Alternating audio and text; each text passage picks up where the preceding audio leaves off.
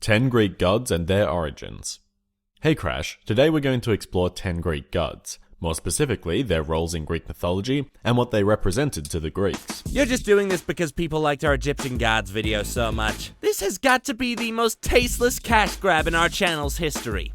Well, except for that video about PewDiePie. I won't lie, the popularity of our last video is a big influence, but mythology is also one of the best representations of a society's views and morals, and thus is intrinsically linked to their culture, a topic our channel is supposed to cover. This is all a fancy way of saying I like views, you greedy fucking asshole. Alright, fine. Let's just jump into this. Number 1. First up is a slightly controversial entry on this list, that being Chaos. Chaos was seen in some versions of Greek mythology to be the first primordial goddess to emerge, and as the goddess of the chasm of air. As part of this title, she was also seen as the mother of birds. However, later authors revised this interpretation of chaos and redefined it to mean a mix of the 4 classical elements: fire, water, earth, and wind. I thought there were 5 elements, including heart! Or did Captain Planet and his Planeteers trick me yet again? I always knew that saving the environment was just a ploy to take my hard-earned cash! Heart isn't a classical element, but I think saving the environment is still pretty important. Nope. Just gonna burn plastic bags in the backyard until the atmosphere dies. Burn, baby, burn. As I was saying, by this definition, chaos isn't so much of a god as it is a void from which all things originated. Chaos can also be thought of as a place beyond which the Titans lived, but we'll get to them later. The Greek poet Hesiod is largely responsible for this version of the Greek mythos, and it's his story that we'll be following throughout this episode. In any case, it was from chaos that many of the primordial gods arose, and hence it is the beginning of all of Greek mythology. Number 2. Gaea was one of the first gods to spring forth from chaos, and represented the earth. She was seen as the mother of everything, since it was through her couplings with different gods that many other beings came to exist. So, what you're saying is she, got around, so to speak, Culture? I guess you could put it that way. Is Gaea a big old whore? Her children included the giants, titans, cyclopes, and even the hectonchias, which were essentially giants with 100 hands. Whoa! Awesome! Imagine what I could do with 100 hands! I'd rather not. I've seen what you can do with 2, and that's disgusting enough. We'll come back to why Gaea is so important in a second, but first there's a few more gods I need to introduce. Number 3. Gaea gave birth alone to Uranus, the god of the sky. However, she apparently must have taken quite a liking to him, because she soon decided to sleep with him, birthing 18 offspring. Wow, you didn't even flinch. This mythology stuff has really gotten to you, hasn't it? Let's just say that nothing surprises me with gods anymore. 3 of the offspring were cyclopes, 3 were hectonchias, and 12 were titans. But Uranus was a terrible husband and father, and decided to condemn his eldest children deep into the earth, also known as Gaea's womb. Ugh, okay, that one got me. This caused immense pain to Gaea, and she rallied her remaining children, the Titans, against Uranus. Come on.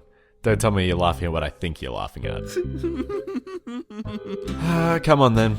Say it. I guess you could say Uranus was a real asshole. I knew you'd laugh at that name, so I really shouldn't be surprised. But from now on I'm going to be saying the proper pronunciation. Uranus. Aww. If you find it any less weird, other stories suggest the children were instead banished to a place known as Tartarus. Number 4. Well, sort of a place. See, Tartarus is a bit like Chaos, both a place and a deity. But even as a deity, he takes on the pit of Tartarus rather than an anthropomorphic form, a place that exists as an inverted dome to parallel the dome of the sky above. Wait, so Hades, who lives in the underworld, is actually living inside another guy? Like, I'm not criticizing. If you want to be inside a guy, then that's cool and whatever floats your boat. But living inside another guy? I mean, come on, that's kind of weird. Well, Tartarus is actually different to the underworld. It's said that Tartarus, at least the prison component of it, exists as far below the underworld as the underworld is below the surface of the earth. Horrible monsters and evil criminals were said to be banished here, as decided by the 3 judges of the underworld, Rhadamanthus, Aeacus, and Minos. Wait, I just realized you haven't spoken about Hermes or Artemis or any of the Greek gods I'm used to yet. What gives? Well, Greek mythology is just so deep that I feel the origin needs to be described. Just stick with me here. Number 5. Eros, also commonly known by his Roman name Cupid, was also produced from chaos and represented love. It was his blessing of the union between Gaea and Uranus that began the creation of the universe as we know it. It was Eros' role to ensure that procreation took place, and thus that future gods were produced. So he was like a Greek version of Hitch. God damn it, I love Will Smith. Well, not exactly. I'm sure you've heard stories of Cupid using his arrow to make people fall in love, though.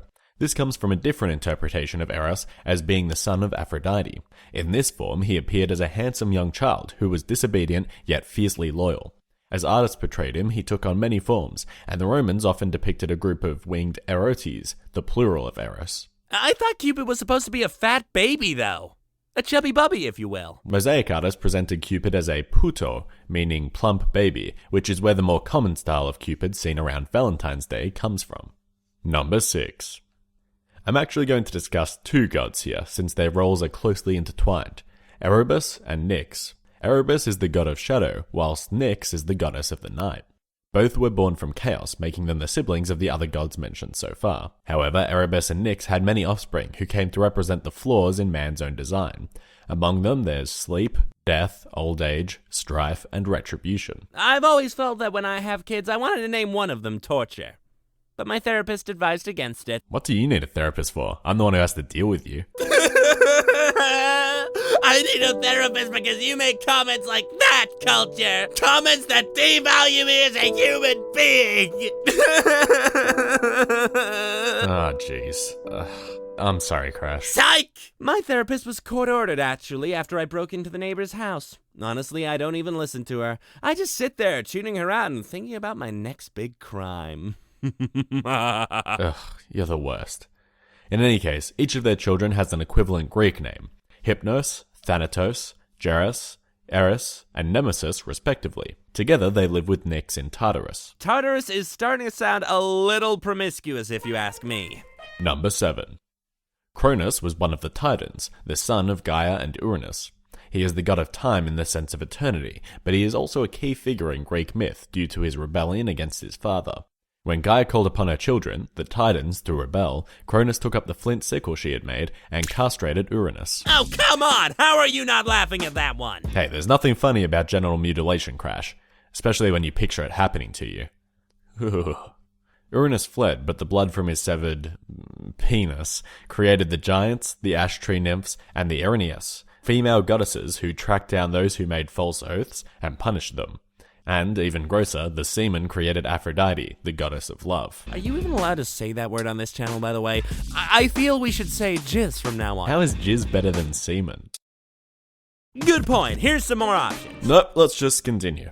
Cronus became the king of the gods once Uranus had been defeated, but his reign wasn't much better than Uranus's, as you'll see in a moment. Number 8.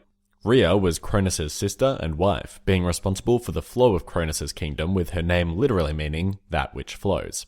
However, she seemed to inherit her mother's disdain for marriage, because she very quickly grew angry with Cronus. After Cronus took the throne, he once again imprisoned the Cyclopes and Hecatoncheires in Tartarus. Furthermore, he became paranoid that any children he had would attempt to take his throne, as he did from his father. So of course, the reasonable thing to do would be to stop having children. Right? Except that means he would have to stop doing that other thing. And no one wants to stop doing that other thing. Exactly. So instead, he decided that every child he had, he would simply eat it. Now, I'm no expert on marriage, but in my experience, if the father eats the children, then the wife gets pretty upset. Pretty crazy theory, I know. But that's of course what happened here. So when it came time for Rhea to have her 6th child, she instead gave it away to be raised by nymphs, and tricked Cronus by feeding him a stone wrapped in a blanket. And in my experience, rocks and babies don't taste the same. Right. Oh, come on, it was obviously a joke. I've never eaten a rock before. Anyway, this child was raised in secrecy, and Rhea groomed him to take the throne from Cronus. This child was, of course, Zeus. Number 9. Zeus is the first Olympian god that we're covering here today. Basically, the gods that people usually think of when you talk about Greek mythology. Zeus was king of the gods, representing a bunch of things, such as law and order, the sky, weather, and destiny. And of course, most of you would be familiar with his most iconic symbol. The lightning bolt! opposite. See, I knew that one. I'm not completely stupid. Yes, we're all very proud of you, Crash. The lightning bolts are part of the story of when Zeus overthrew his father Cronus. After being raised in isolation, Zeus was eventually able to gain a place as Cronus's cupbearer. However, he poisoned Cronus's drink, causing him to throw up the previously eaten children. This initiated a war known as the Titanomachy, a fight between the Titans and the Olympian gods. Zeus was able to achieve victory by releasing the Cyclopes and Hecatoncheires from Tartarus. They fought on his side, with the Cyclopes crafting lightning bolts for Zeus.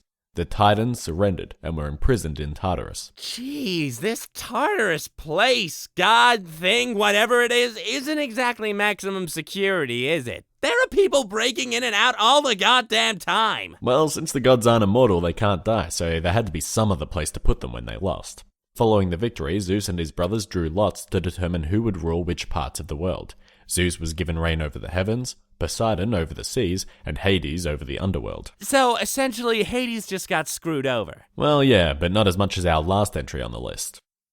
Number 10. Atlas was one of the Titans who sided with Cronus in the Titanomachy, leading the Titans in battle. His father Iapetus, Cronus' brother, played a part in holding down the west of Uranus while Cronus castrated him. So when Atlas lost the battle to Zeus, it wasn't enough to simply send him to Tartarus. Instead, Zeus punished him by forcing him to hold Uranus on his shoulders at the west point of Gaea, where his father had stood, for all eternity. Meanwhile, I can't even get Crash to help me move the couch. Just because I have the strength and looks of a god doesn't mean I want to help you out. Jeez, you're so selfish. While Atlas is typically depicted as carrying the globe on his shoulders, this is actually a misrepresentation of his real role. The Greeks believed the universe to consist of two domes, Uranus and Tartarus, enveloping the Earth, Gaea, which was a disk between them. So really, Atlas was holding up one edge of a dome. Another myth tells of Perseus visiting Atlas on one of his many journeys. Atlas attempted to scare him away, but Perseus instead used the head of Medusa to turn Atlas to stone. In some versions, this is done selfishly, but in others, turning Atlas to stone is thought to relieve the pain of his punishment. This story is meant to explain the origin of the Atlas Mountains in northwest Africa. Okay, this is bullshit. You haven't talked about any of the gods I wanted except Zeus. Well, Greek mythology is so deep I've decided to do it in two parts. Our next list will cover the Olympian gods, excluding Zeus of course, in as much depth as they deserve. Ugh, fine. Let us know if this cliffhanger is as annoying to you guys in the comments below as it is to me. We seem to have triggered some of you with our past one. Follow CultureCrash on social media!